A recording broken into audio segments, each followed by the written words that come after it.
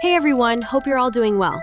The story so far, Chapter 2, is a recording that cannot be played or even seen in any area inside the game. The video retells the story of Chapter 2, Fly in a Web of Poppy Playtime, and is narrated by a familiar-sounding narrator. It also contains several hints that led to the Chapter 4 Ice Pick ARG. If you're interested in seeing more content about the legendary game universe, consider subscribing to the channel and giving it a like. Let's begin.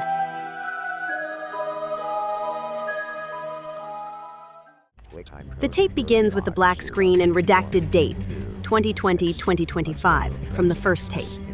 Meanwhile, Playtime Co.'s security system creates a second security log.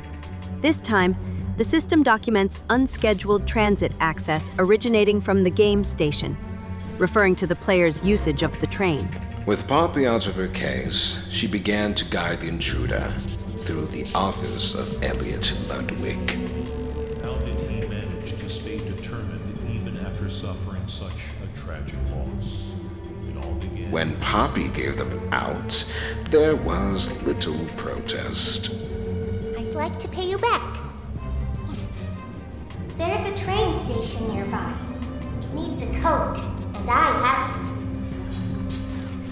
Why it's so easy? Listen, I'm going to need you to trust me. The intruder followed closely behind, descending into another section of the facility, the game station. It was here the intruder met another of Playtime's creations. A new playmate! Mommy Longlegs. In some ways, the game station had been hers, and so, with two trespassers in her reach, she saw fit to make a game of Poppy and her friend. Obey the rules, or I'll tear you apart and eat your insides while you're still alive. First stop was musical memory, a cognitive test. Simple, but a useful metric for us.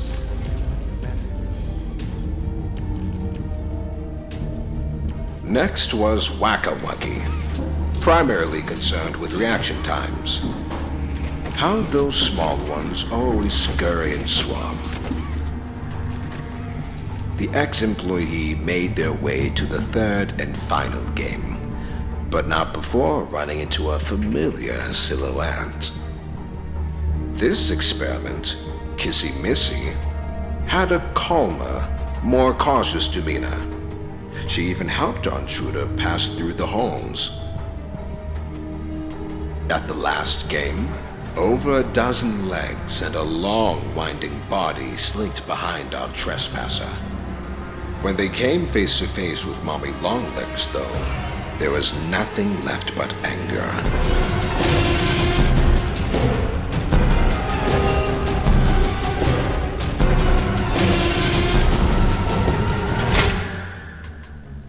What's left of her is his now. And inside a control room far above the game station, they were reunited with Poppy. I'll board the train. We need to leave. They entered the completed code, and the old engine began to stir. The path leading out seemed clear.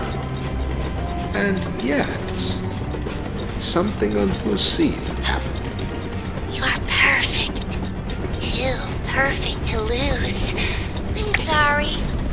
I can't let you leave.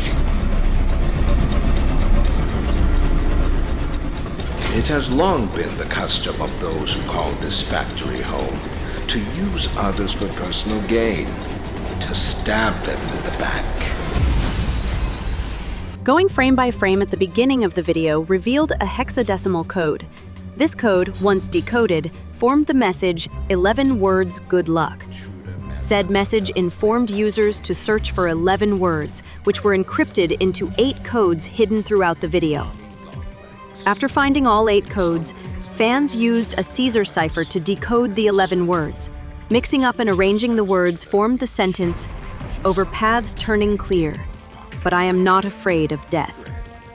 This sentence, when combined with the message from the first story recap, formed a 4-line stanza with an A-B rhyme scheme. On felted feet and with bated breath, sleep draws ever near, over paths turning clear, but I am not afraid of death.